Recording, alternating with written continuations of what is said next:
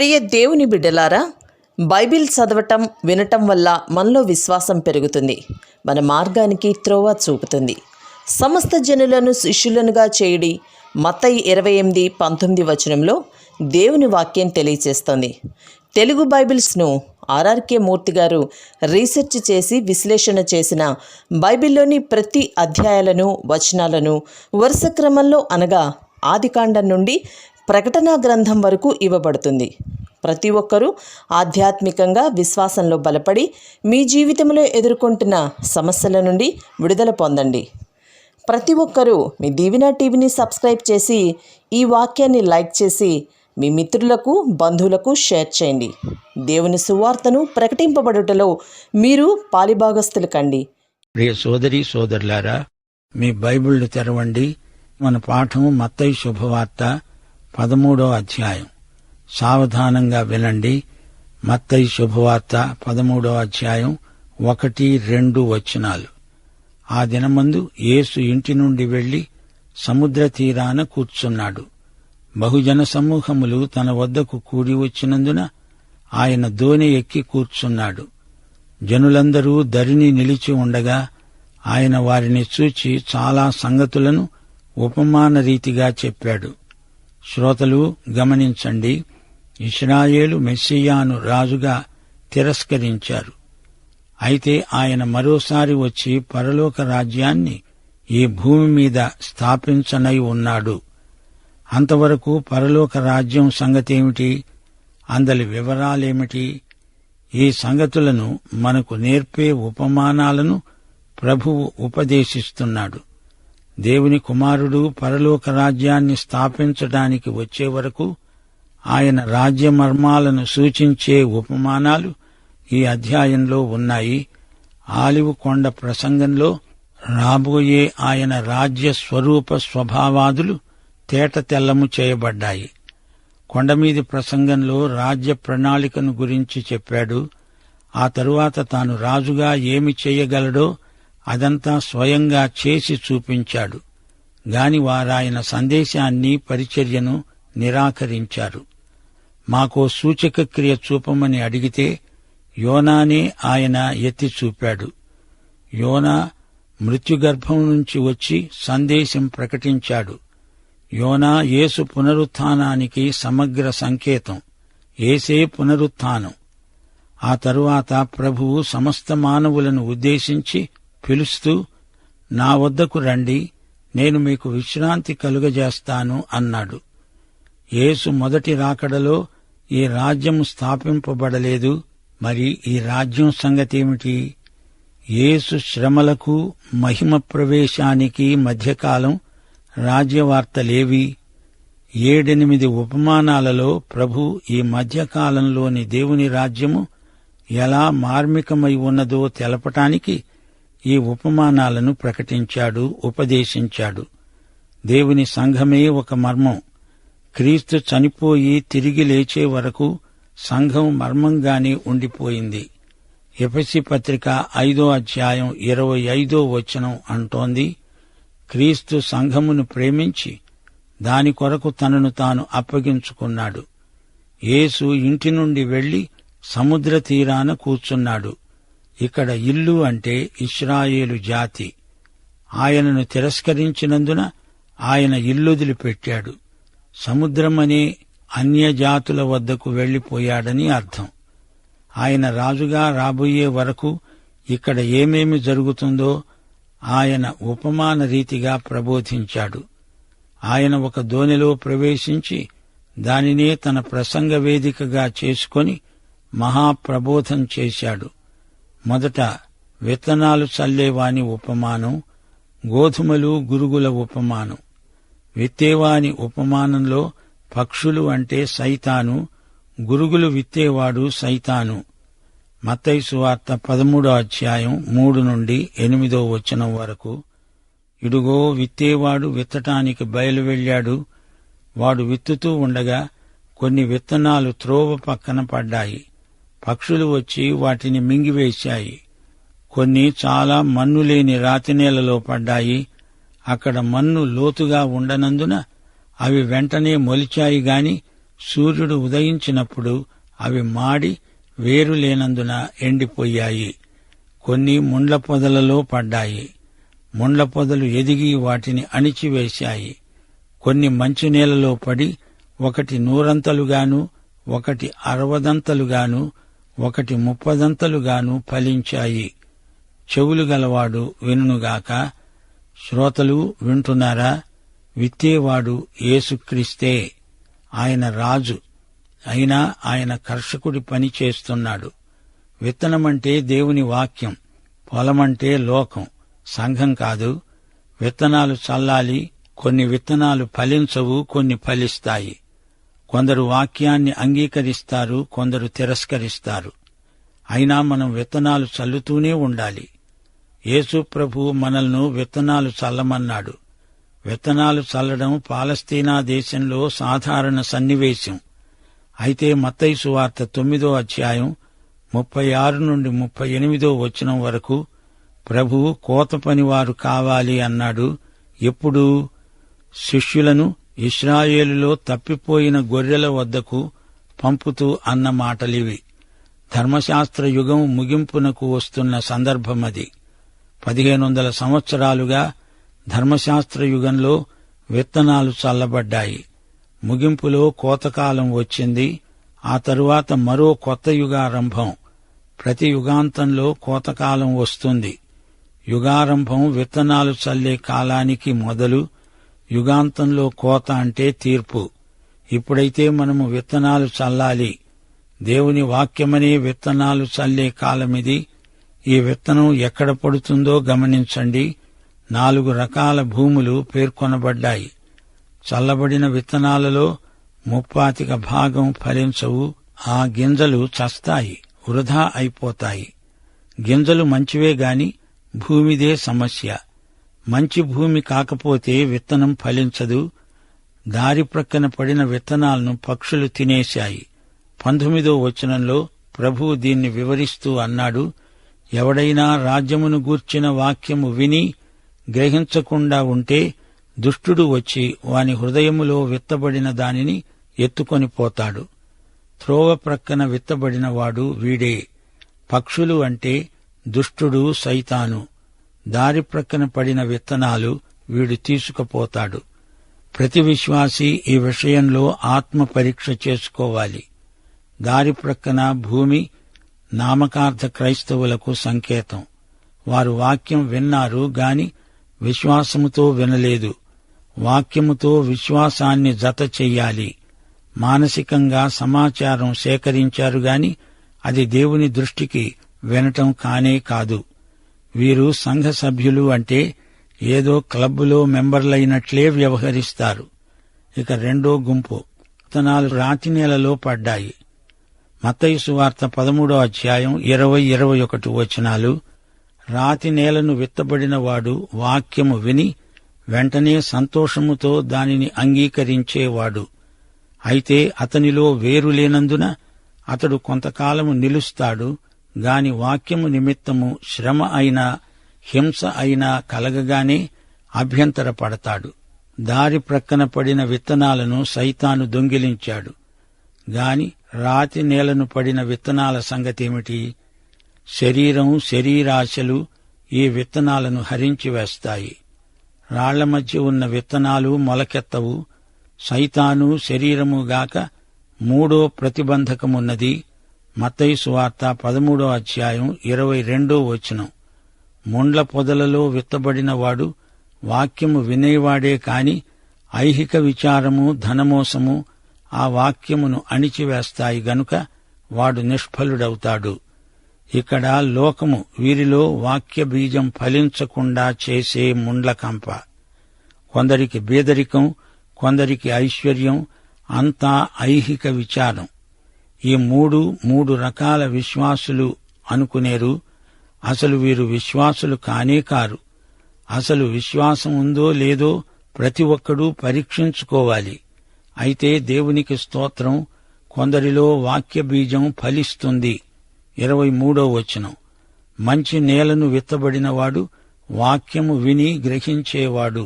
అట్టివారు సఫలులై ఒకడు 100 ఒకడు 60 ఒకడు 30 ఫలిస్తాడు. కొందరు బాగా ఫలిస్తారు, కొందరైతే అంతంత మాత్రమే.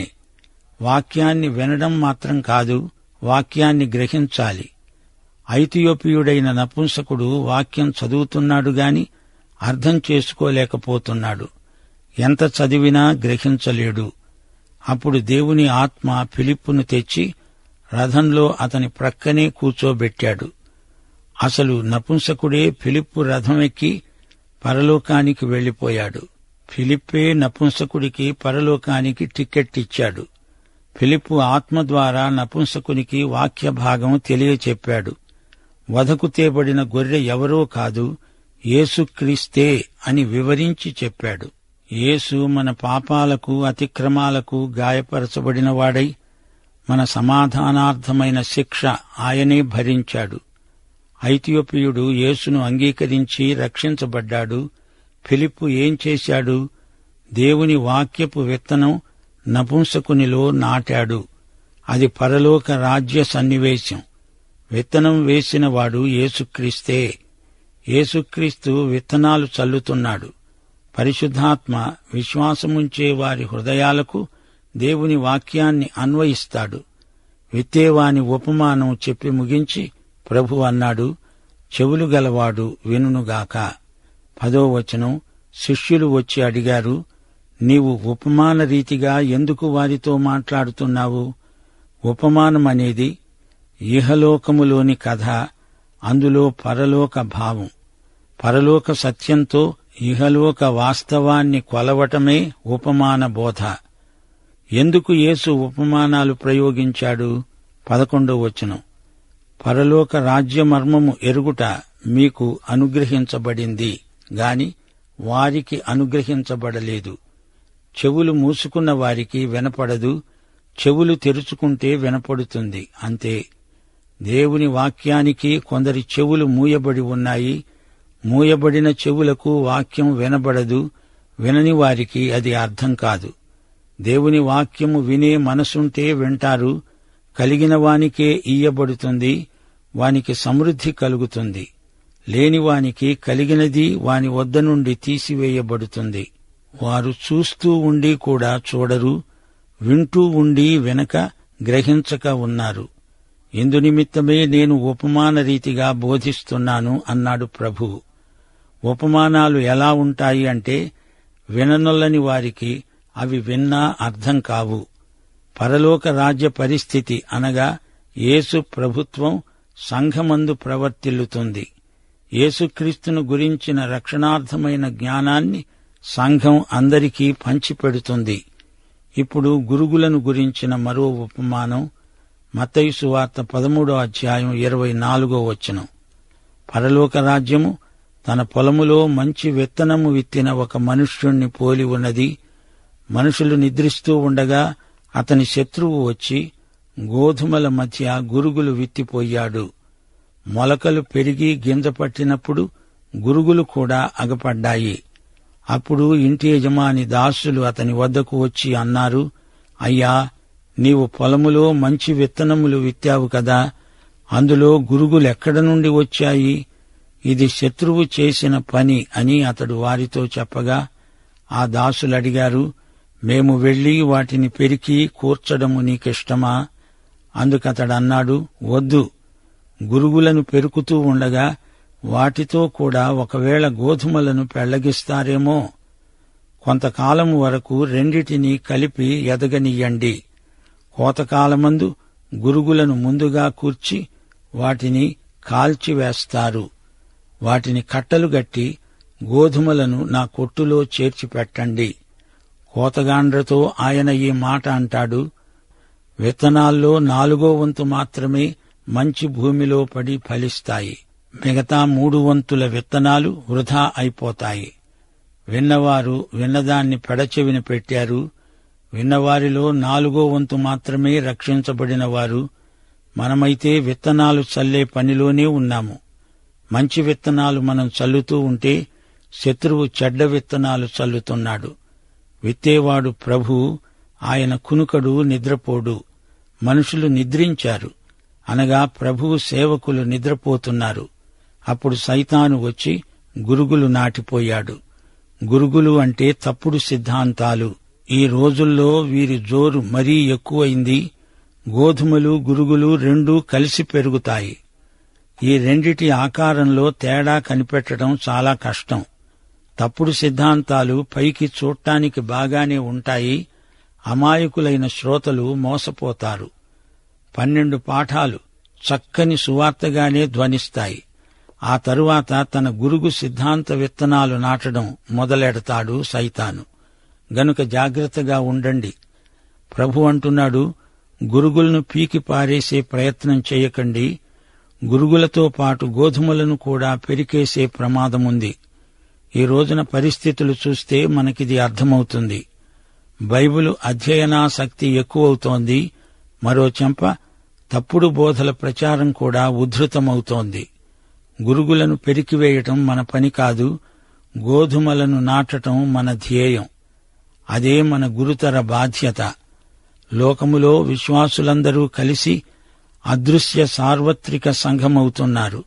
చిట్టచివరికి గురుగులు లేకుండా పోతాయి, గోధుమలు మాత్రమే కొట్టుకు తేబడతాయి. దేవునికి స్తోత్రం. ఆ తరువాత ఆవగింజ ఉపమానాన్ని ప్రభువు బోధించాడు. 31వ వచనం, పరలోక రాజ్యము ఒకడు తీసుకొని తన పొలములో విత్తిన ఆవగింజను పోలి ఉన్నది. అది విత్తనములన్నిటిలో చిన్నదే కాని పెరిగినప్పుడు కూర మొక్కలన్నిటిలో పెద్దదై ఆకాశ పక్షులు వచ్చి దాని కొమ్మలయందు నివసించేటంత చెట్టవుతుంది. ఆవగింజ ఆహార ధాన్యం కాదు, ఇందులో పోషక విలువ లేదు. ఘాటైన రుచి దినుసు అంతే. ఎడారుల్లో పెరుగుతుంది. ఇదేమీ మహావృక్షం కాదు, ఇది చిన్న పొద సైజుకు మాత్రం ఎదుగుతుంది. ఆవగింజ గింజలన్నిటిలోకి అతి చిన్నది.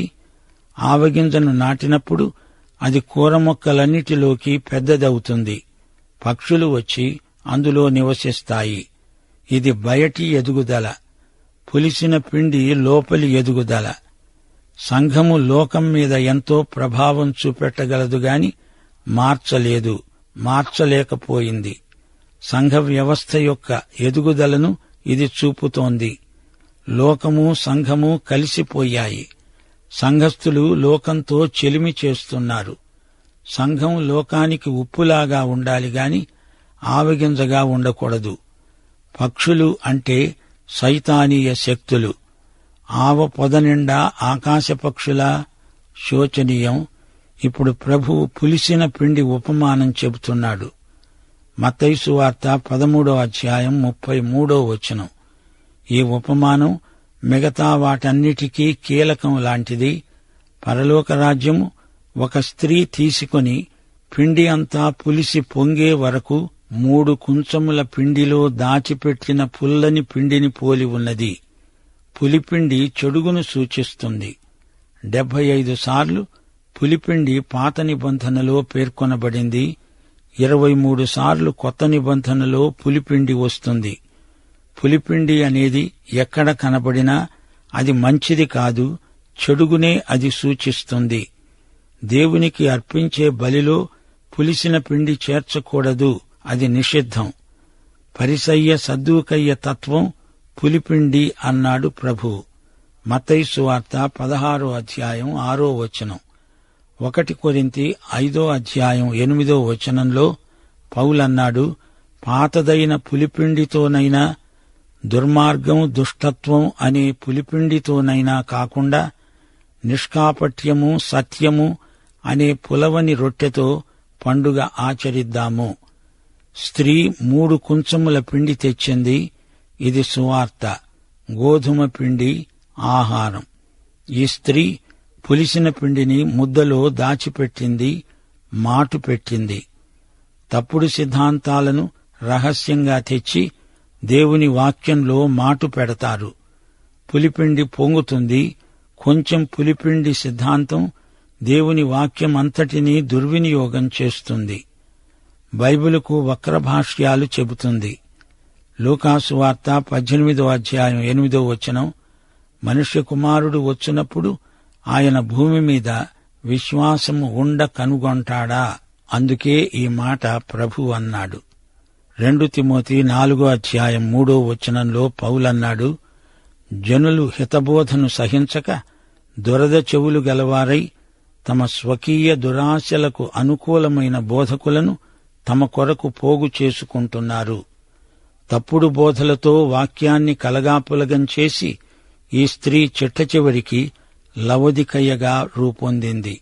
మత్తయి సువార్త 13:35 ఉపమానము లేకుండా యేసు వారికేమీ బోధించలేదు.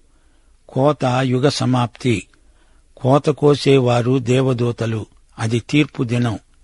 ఏడుపు, పండ్లు కొరుక్కోవడం అందులో ఉంటాయి. నీతిమంతులు తమ తండ్రి రాజ్యములో సూర్యుని వలె తేజరిల్లుతారు. 44 భూమిలో దాచబడిన ధన నిక్షేపం.